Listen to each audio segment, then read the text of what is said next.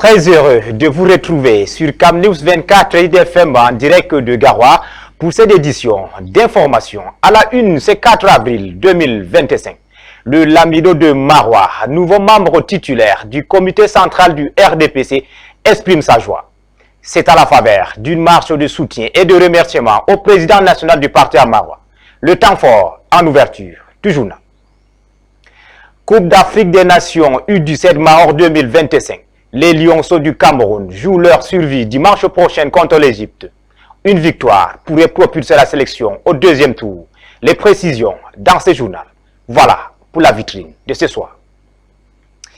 Une fois de plus, bonsoir, mesdames, messieurs, et merci de nous préférer pour vous informer. Nous vous le disions à l'entame de cette édition, réorganisation du RDPC. Il fait partie des heureux élus qui font leur entrée au comité central du Rassemblement démocratique du peuple camerounais. À Sa Majesté Abdoulaye Yerima Bakari, l'Amido de Maroua, puisqu'il s'agit de lui, exprime sa joie à travers une marche de soutien et de remerciement au président national de son parti. Voyons tout cela dans ces reportages que signent Ivan Selmouta Diofo et Gisle Kunga. À tout seigneur, tout honneur, le Lamido de Maroua, dans la région de l'extrême nord, vient de faire son entrée au sein du comité central du Rassemblement démocratique du peuple camerounais RDPC. Abdoulaye Yerima Bakari est désormais membre titulaire à la faveur d'une décision signée le 25 mars 2025 par le président national de cette formation politique. Paul Biya a ainsi procédé au réaménagement de sa machine en vue des échéances politiques qui pointent à l'horizon. Le dévolu jeté sur le gardien des traditions de Maroua traduit la considération et la confiance du sommet du parti à l'endroit de Sa Majesté le Lamido de Maroua. En retour, Sa Majesté Abdoulaye Yerima Bakari exprime sa joie et draine derrière lui une foule immense en soutien à la candidature du président Paul Biya, dont il s'engage à œuvrer avec abnégation et dévouement pour la victoire lors des prochaines échéances électorales. Alors, je suis comblé de joie. Je suis vraiment quelqu'un qui est très heureux. L'ambiance joviale qui prévaut avec le déploiement magistral des autorités traditionnelles et la forte mobilisation des militants et sympathisants traduit le chorus des populations de Maroua derrière leur Lamido et par conséquent en soutien à Paul Biya, le candidat du Rassemblement démocratique du peuple camerounais à l'élection présidentielle. Bon vent à Sa Majesté. L'Alliance française de Garoua a rassemblé des femmes engagées pour discuter de droits et de l'égalité. Cet événement a permis d'évaluer les avancées et de relever les défis dans la lutte pour l'autonomisation des femmes dans le Nord Cameroun. Boubacar Adam. Bienvenue à Garoua, où s'est tenue une conférence de grande envergure dédiée à l'autonomisation des femmes. Organisée par l'Alliance française, cet événement a rassemblé des présidentes d'associations féminines, des groupements d'intérêt commun et des mouvements de femmes, toutes réunies autour d'un objectif commun, réfléchir sur les droits, l'égalité et l'autonomisation des femmes et des filles. Le thème de cette conférence, pour toutes les femmes et les filles, droit, égalité et autonomisation, a suscité de vives réflexions parmi les participants. Ce moment unique a permis d'échanger sur les avancées réalisées et les défis qui demeurent dans la lutte pour l'égalité des sexes. Dr Touaïba a ainsi mis en lumière les avancées significatives qui ont été faites, mais également les obstacles qui freinent encore l'autonomisation des femmes dans notre société. Le bilan de l'adoption de la déclaration et du programme d'action de Beijing qui a été adopté en 1995. Donc à l'approche de 30 ans de l'anniversaire de cette conférence, nous avons effectué un bilan. Et l'issue de ce bilan est qu'il y a encore de nos jours la subsistance des perpétrations, des violences basées sur le genre, ce qui prouve que les objectifs de la conférence de Beijing n'ont pas été intégralement réalisés. Un autre moment fort de cette conférence fut l'exposé du docteur Elisabeth Ayou, enseignante à l'université de Garoua. Son intervention intitulée « Autonomisation des femmes au Cameroun, un constat sociopolitique à explorer. L'évolution du statut des femmes dans le contexte camerounais ». Dr Ayou a analysé les avancées socio-économiques réalisées par les femmes, tout en mettant en exergue les obstacles politiques qui continuent d'influencer cette dynamique cruciale. La conférence a été saluée par toutes les participantes comme une initiative essentielle pour promouvoir le dialogue autour de l'autonomisation des femmes dans la ville de Garoua. Les échanges riches et variés témoignent d'une volonté collective d'œuvrer pour un avenir meilleur. Cet événement marquant à Garoua illustre non seulement la détermination des femmes à conquérir leurs droits, mais aussi leur capacité à s'unir pour faire entendre leur voix. Bon, reparlons à présent de la fête de Ramadan à Garoua. Des milliers de fans expriment leur profonde gratitude au patriarche docteur Mohamedou Bayrou Fadil. Venus souhaiter bonne fête de l'Aïd el-Fitr, ils ont pris d'assaut la résidence du superviseur général de la communauté du Grand Nord et en ont profité pour le remercier et exalter ses efforts et appuis multiples et multiformes au profit des populations. Ivan Selm Tadiofo et Islam Kouga.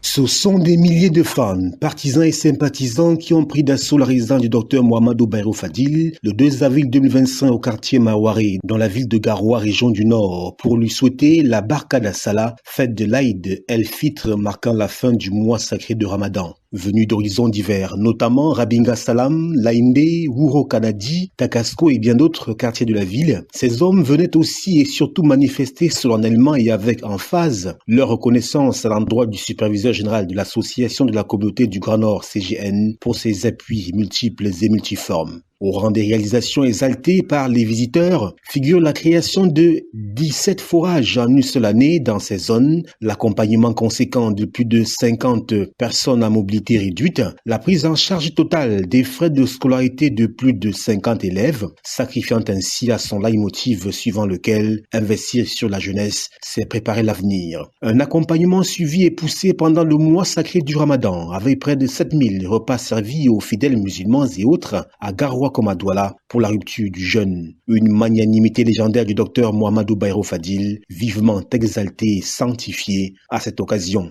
C'est donc dans une ambiance bon enfant et de liesse que les remerciements et souhaits ont été formulés par ces milliers de partisans et sympathisants au bienfaiteur docteur Mohamedou Bayrou Fadil. Une ambiance ancrée dans la tradition avec le déploiement magistral du partenaire culturel de la CGN, le groupe Gourna, sous la conduite du célèbre père Noël Danwé. L'occasion faisant le larron, les hommes politiques présents à la cérémonie ont présenté aux membres titulaires du comité central du Rassemblement démocratique du peuple camerounais RDPC les inscriptions savamment et intelligemment encadrées dans la ville de Garoua et alentour. Un fichier bien ficelé et maîtrisé comportant plus de 18 000 inscrits a été remis au cadre du parti au pouvoir, un socle et une base qui dégagent distinctement à travers certaines images les signes grand V symbolisant la victoire au prochaines échéances électorales. Cela fait plus de 3 ans que nous travaillons en silence et de façon méthodique sur le terrain pour encadrer et inscrire les nôtres, notant un responsable visiblement satisfait. Une satisfaction légitime car à 18 000 inscrits représentant près de 45% des suffrages valablement exprimés aux dernières élections couplées municipales et législatives de 2020 dans les 3 arrondissements de Garoua. La cérémonie s'est clôturée en beauté et avec panache dans la soirée par une marche spontanée de soutien à la paix et à l'unité nationale dans les artères de Garoua 2e et à la surprise générale, les populations très nombreuses et les passants se sont joints à cette initiative ô combien louable et à plusieurs titres. Parlons à présent de la rareté d'eau dans la ville de Ngaoundéré, chef-lieu de la région Château d'eau du Cameroun. Dans certains quartiers de la ville, il faut s'élever entre 1h et 2h pour avoir un bon rang et espérer trouver ces précieux liquides avant la levée du jour. Suivons le quotidien des habitants du quartier Yoko avec Ismaïla Kabirou et Nourdine Bobo.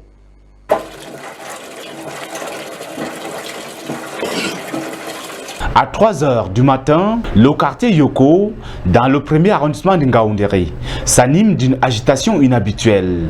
Le forage à motricité humaine, unique point d'eau du secteur, devient un lieu de rassemblement où femmes, enfants et hommes patientent pour chaque goutte d'eau. Les puits et autres sources autrefois fiables sont désormais à sec.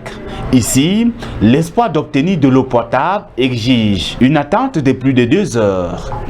Le sommet est devenu un luxe réservé à une minorité privilégiée. Ce matin, Abdoulaziz arrive à 4 heures, déjà en retard. Son tour ne deviendra qu'après de longues heures d'attente. Nous sommes actuellement au quartier Yoko et vous voyez, nous sommes là, on s'est réveillé à 4 heures pour venir chercher l'eau. Nous avons tellement de difficultés de trouver l'eau et les gens passent toute la nuit à puiser actuellement où je me trouve. Même si tu viens à quelle heure et il y a toujours les gens pour chercher l'eau. Et vous voyez comment on souffre pour le problème d'eau. Surtout et en cette période, nous avons tellement du mal à trouver d'eau. Et si tu veux avoir d'eau, il faut se réveiller au moins à 3h ou à 4h pour venir. Je me suis venu à 4h, mais je trouve qu'il y a beaucoup de gens devant moi. Je suis obligé de patienter, attendre jusqu'à par exemple 7h, 8h. Et dans la journée même, tu ne peux pas venir trouver l'eau. La rareté d'eau engendre des tensions.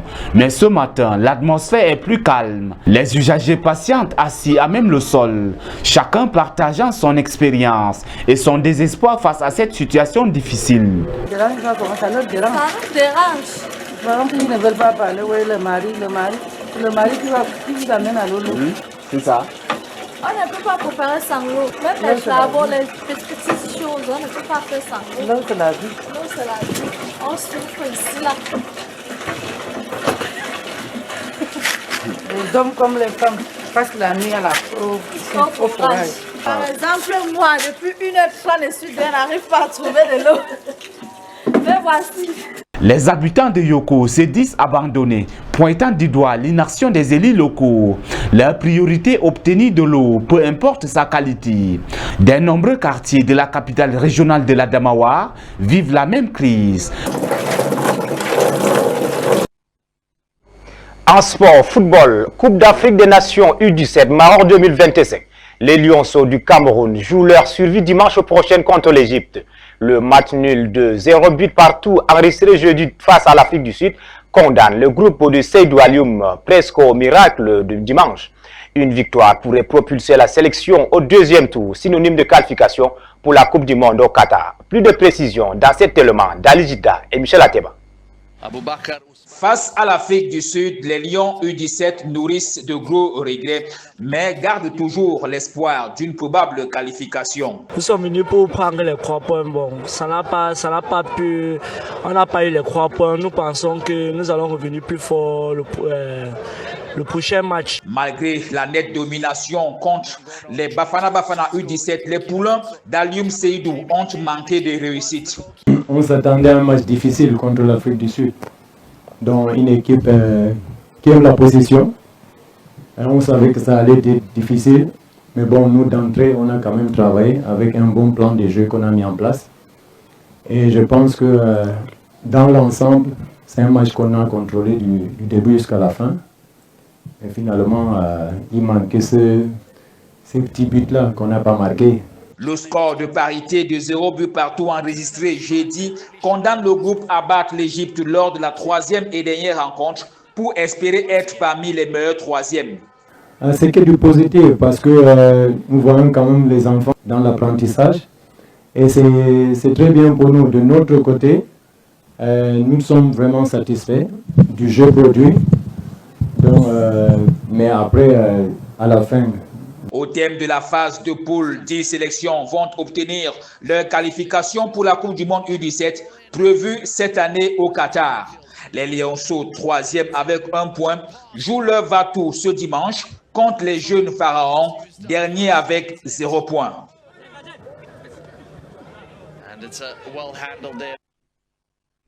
Alors que la sélection nationale féminine affronte son homologue du Maroc, c'est 8 avril à Casablanca pour un match amical. 24 joueuses, dont 4 issues du championnat local camerounais, ont été convoquées par le staff technique conduit par Jean-Baptiste Bissek. Plus de précisions avec Ali Jida et Michel Ateba. Après plus d'1 an d'absence sur la scène internationale, les Lions indomptables du Cameroun retrouvent le terrain ce 8 avril à Casablanca, au Maroc. 24 joueuses ont été convoquées par le sélectionneur national Jean-Baptiste Bissek. Dans le groupe, 4 sont issus du championnat local camerounais, la Guinness Sopali. Aboudi Ongene et ses coéquipières ont une opportunité de jouer avec l'une des meilleures sélections de l'heure et qui prépare sa Coupe d'Afrique des Nations. Occasion aussi pour le staff technique camerounais de retrouver l'esprit de cohésion et la complicité, arme première du groupe Lyon par le passé. L'affiche amicale contre le Maroc aura un enjeu sur le prochain classement FIFA, mais prépare aussi l'équipe pour les éliminatoires de la Coupe d'Afrique des Nations 2026. Les Camerounaises affrontent l'Algérie en octobre prochain pour leur premier match de qualification.